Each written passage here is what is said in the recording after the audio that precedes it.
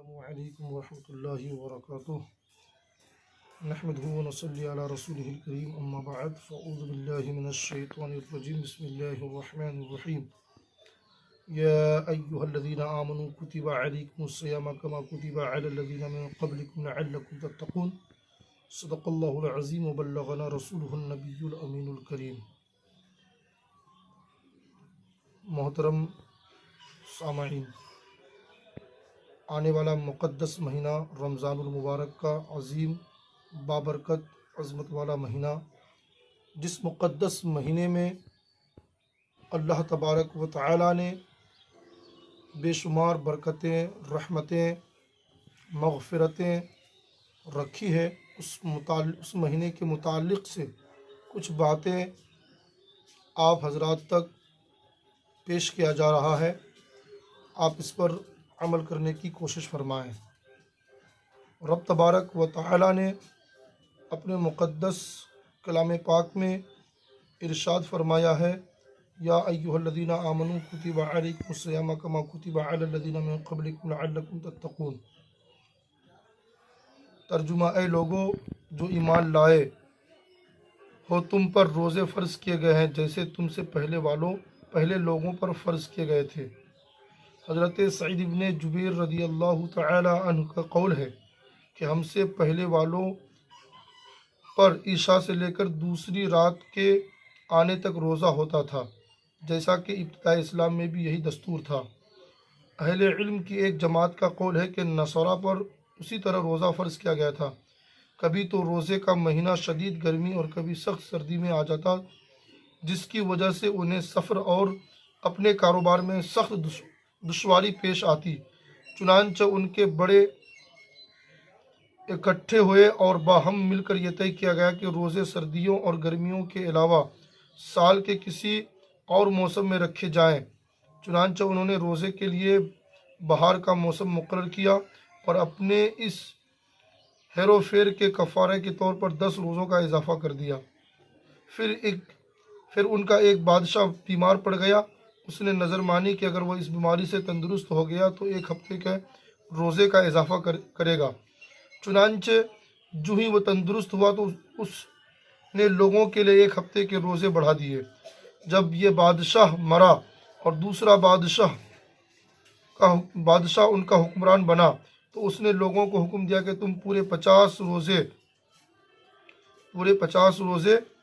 پورے کرو۔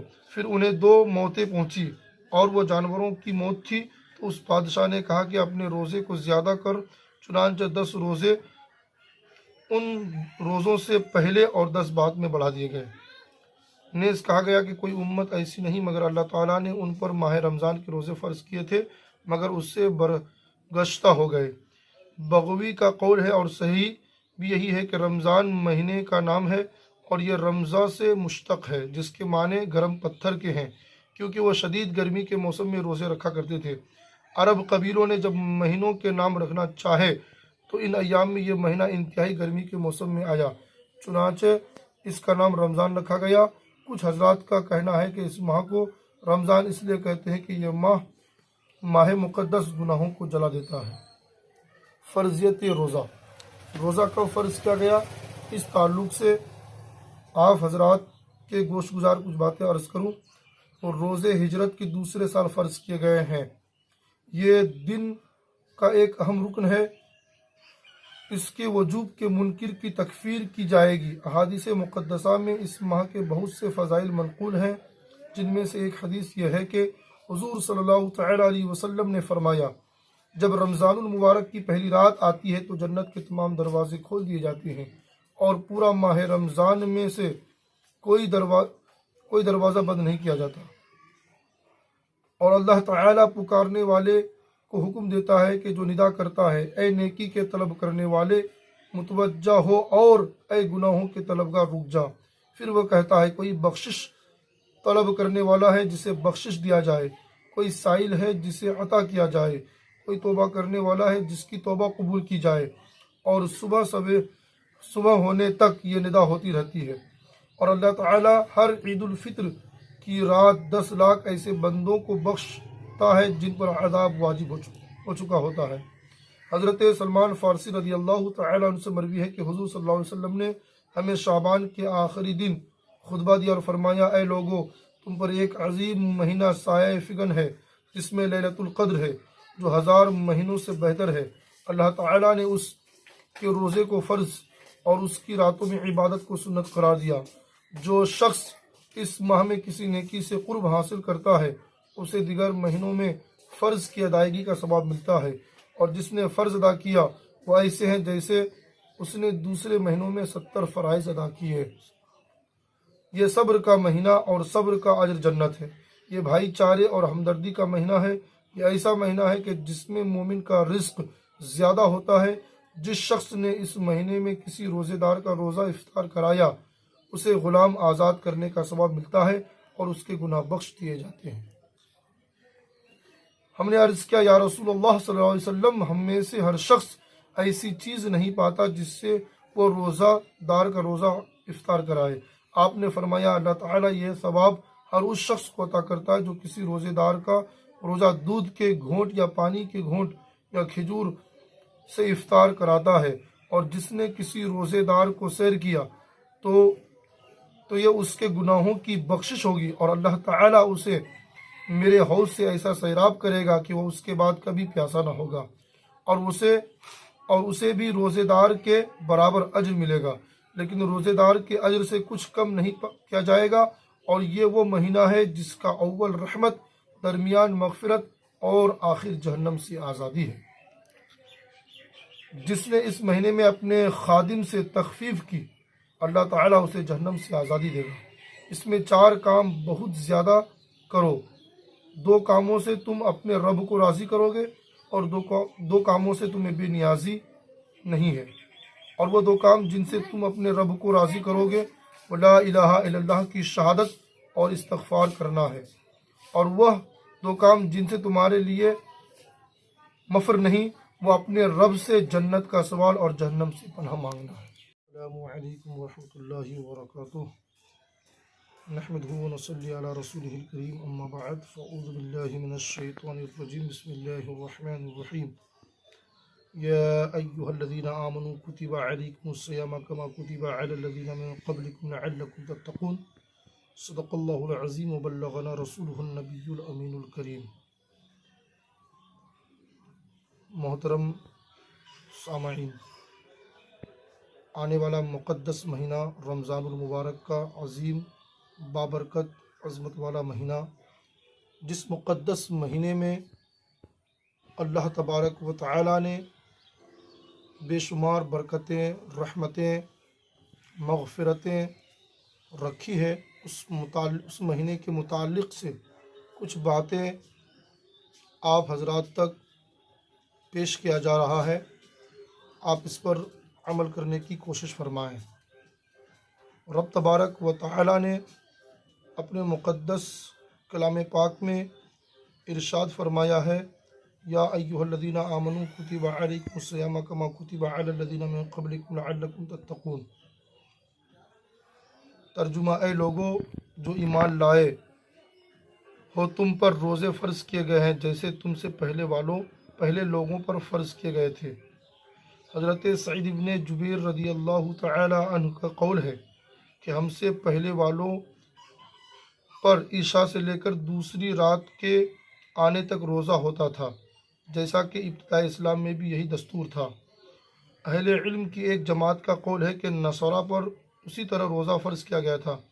کبھی تو روزے کا مہینہ شدید گرمی اور کبھی سخت سردی میں آ جاتا، جس کی وجہ سے انہیں سفر اور اپنے کاروبار میں سخت دشواری پیش آتی۔ چنانچہ ان کے بڑے اکٹھے ہوئے اور باہم مل کر یہ طے کیا گیا کہ روزے سردیوں اور گرمیوں کے علاوہ سال کے کسی اور موسم میں رکھے جائیں۔ چنانچہ انہوں نے روزے کے لیے بہار کا موسم مقرر کیا اور اپنے اس ہیرو پھیر کے کفارے کے طور پر 10 روزوں کا اضافہ کر دیا۔ پھر ان کا ایک بادشاہ بیمار پڑ گیا۔ اس نے نظر مانی کہ اگر وہ اس بیماری سے تندرست ہو گیا تو 1 ہفتے کے روزے کا اضافہ کرے گا۔ چنانچہ جو ہی وہ تندرست ہوا تو اس نے لوگوں کے لیے 1 ہفتے کے روزے بڑھا دیے۔ جب یہ بادشاہ مرا اور دوسرا بادشاہ ان کا حکمران بنا تو اس نے لوگوں کو حکم دیا کہ تم پورے 50 روزے پورے کرو۔ پھر انہیں 2 موتیں پہنچی اور وہ جانوروں کی موت تھی، تو اس بادشاہ نے کہا کہ اپنے روزے کو زیادہ کر، چنانچہ 10 روزے ان روزوں سے پہلے اور 10 بعد میں بڑھا دیے گئے۔ نیز کہا گیا کہ کوئی امت ایسی نہیں مگر اللہ تعالیٰ نے ان پر ماہ رمضان کے روزے فرض کیے تھے مگر اس سے برگشتہ ہو گئے۔ بغوی کا قول ہے اور صحیح بھی یہی ہے کہ رمضان مہینے کا نام ہے اور یہ رمضاں سے مشتق ہے جس کے معنی گرم پتھر کے ہیں، کیونکہ وہ شدید گرمی کے موسم میں روزے رکھا کرتے تھے۔ عرب قبیلوں نے جب مہینوں کے نام رکھنا چاہے تو ان ایام میں یہ مہینہ انتہائی گرمی کے موسم میں آیا، چنانچہ اس کا نام رمضان رکھا گیا۔ کچھ حضرات کا کہنا ہے کہ اس ماہ کو رمضان اس لیے کہتے ہیں کہ یہ ماہ مقدس گناہوں کو جلا دیتا ہے۔ فرضیت روزہ کب فرض کیا گیا؟ اس تعلق سے آپ حضرات کے گوش گزار کچھ باتیں عرض کروں تو روزے ہجرت کے دوسرے سال فرض کیے گئے ہیں۔ یہ دن کا ایک اہم رکن ہے، اس کے وجوب کے منکر کی تکفیر کی جائے گی۔ احادیث مقدسہ میں اس ماہ کے بہت سے فضائل منقول ہیں، جن میں سے ایک حدیث یہ ہے کہ حضور صلی اللہ تعالیٰ علیہ وسلم نے فرمایا، جب رمضان المبارک کی پہلی رات آتی ہے تو جنت کے تمام دروازے کھول دیے جاتے ہیں اور پورا ماہ رمضان میں سے کوئی دروازہ بند نہیں کیا جاتا، اور اللہ تعالیٰ پکارنے والے کو حکم دیتا ہے کہ جو ندا کرتا ہے، اے نیکی کے طلب کرنے والے متوجہ ہو اور اے گناہوں کے طلبگار رک جا۔ پھر وہ کہتا ہے کوئی بخشش طلب کرنے والا ہے جسے بخشش دیا جائے، کوئی سائل ہے جسے عطا کیا جائے، کوئی توبہ کرنے والا ہے جس کی توبہ قبول کی جائے، اور صبح ہونے تک یہ ندا ہوتی رہتی ہے۔ اور اللہ تعالیٰ ہر عید الفطر کی رات 10 لاکھ ایسے بندوں کو بخشتا ہے جن پر عذاب واجب ہو چکا ہوتا ہے۔ حضرت سلمان فارسی رضی اللہ تعالیٰ عنہ سے مروی ہے کہ حضور صلی اللہ علیہ وسلم نے ہمیں شعبان کے آخری دن خطبہ دیا اور فرمایا، اے لوگو، تم پر ایک عظیم مہینہ سایہ فگن ہے جس میں لیلۃ القدر ہے جو 1000 مہینوں سے بہتر ہے۔ اللہ تعالیٰ نے اس کے روزے کو فرض اور اس کی راتوں میں عبادت کو سنت قرار دیا۔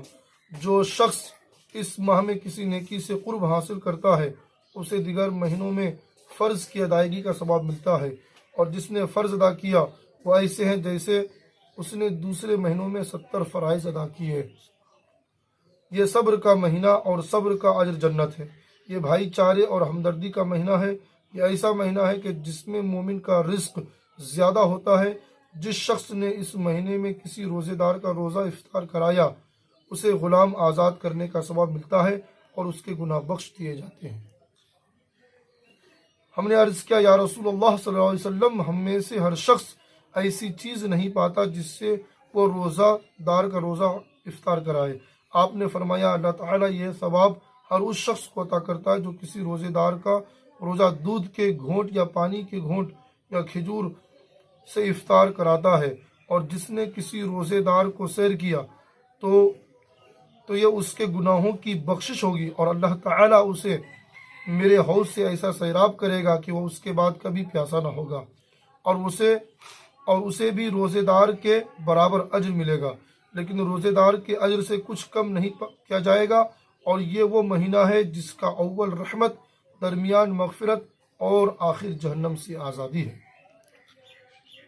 جس نے اس مہینے میں اپنے خادم سے تخفیف کی اللہ تعالیٰ اسے جہنم سے آزادی دے گا۔ اس میں 4 کام بہت زیادہ کرو۔ 2 کاموں سے تم اپنے رب کو راضی کرو گے، اور 2 کاموں سے تمہیں بے نیازی نہیں ہے۔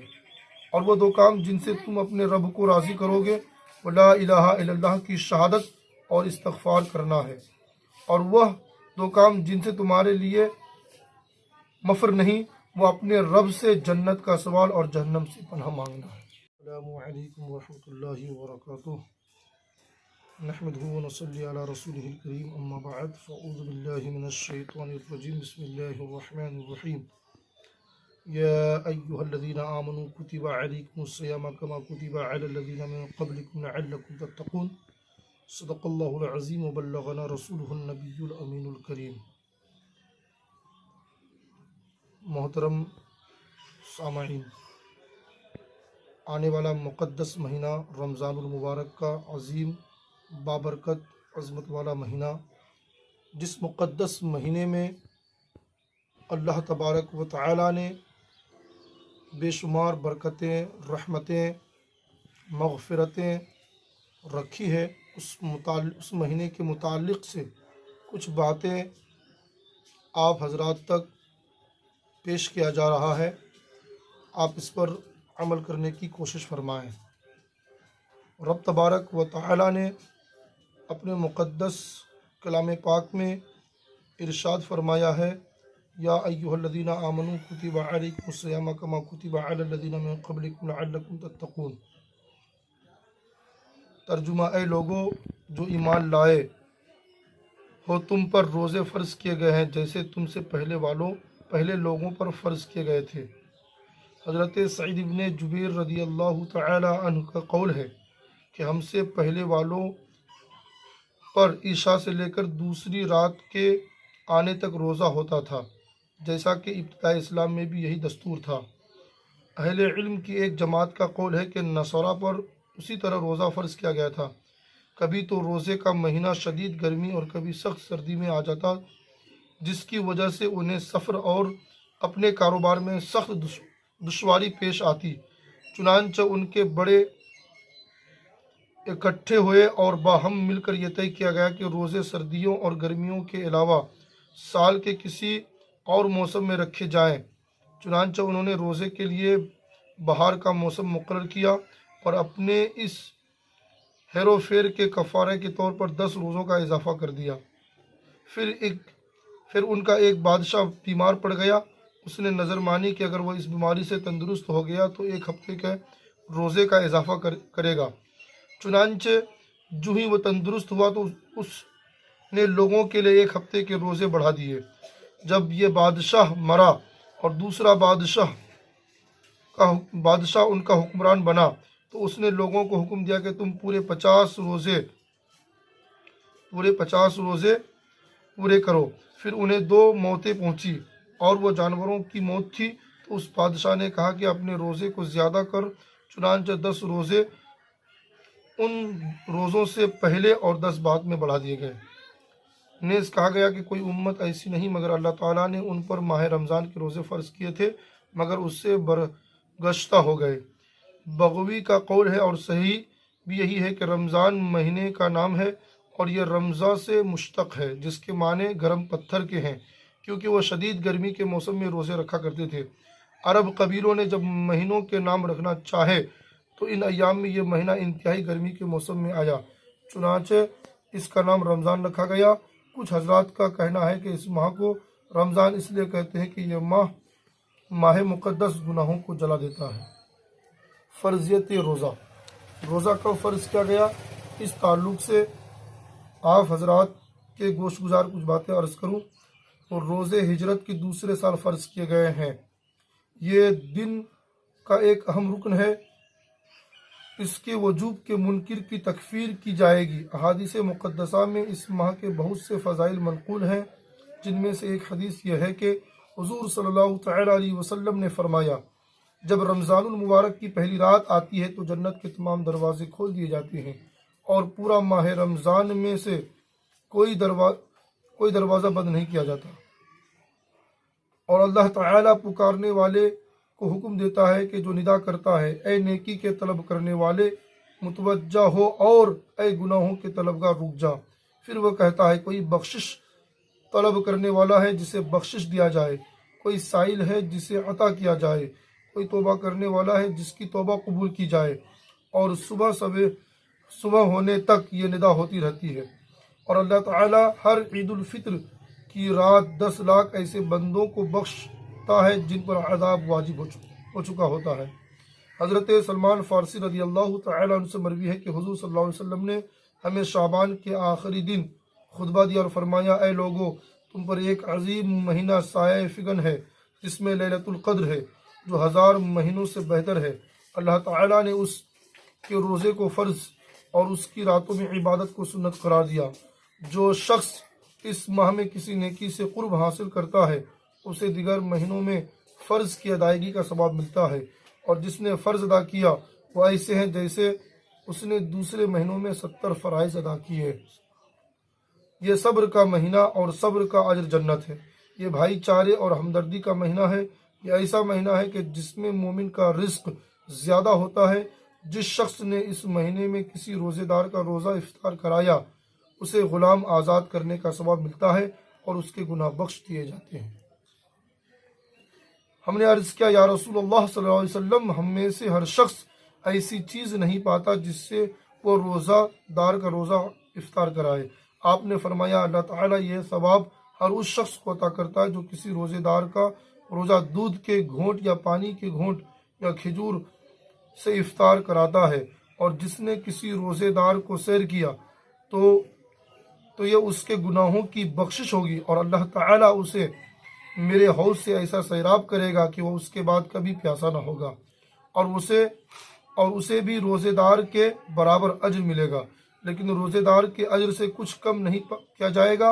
اور یہ وہ مہینہ ہے جس کا اول رحمت، درمیان مغفرت اور آخر جہنم سے آزادی ہے۔ جس نے اس مہینے میں اپنے خادم سے تخفیف کی اللہ تعالیٰ اسے جہنم سے آزادی دے گا۔ اس میں 4 کام بہت زیادہ کرو۔ 2 کاموں سے تم اپنے رب کو راضی کرو گے، اور 2 کاموں سے تمہیں بے نیازی نہیں ہے، اور وہ 2 کام جن سے تم اپنے رب کو راضی کرو گے وہ لا الہ الا اللہ کی شہادت اور استغفار کرنا ہے، اور وہ 2 کام جن سے تمہارے لیے مفر نہیں، وہ اپنے رب سے جنت کا سوال اور جہنم سے